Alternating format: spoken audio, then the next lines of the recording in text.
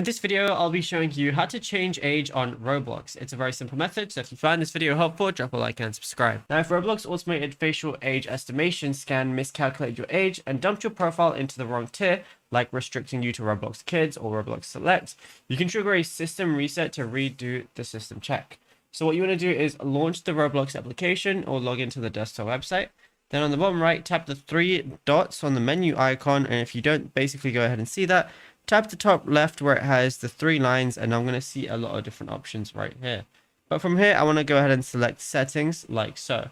Now, once I'm in settings, tap directly on the account info area, which is going to be at the very top anyway. And now all I want to do is scroll down the properties panel and find the birthday section. So I'm going to go over to that now. As you can see, it shows my age group and it shows my birthday as well. Look directly beneath your birthday and it's going to say something like, did we get your birthday right? And if not, you can reset your verification, and this is going to also reset your age check. So what I want to go ahead and do is press that reset button right there, and it says, are you sure you want to reset your birthday verification? So all I got to do is press continue on that area, and then once I go ahead and do that, it's going to reset it and I'll be able to redo another age check.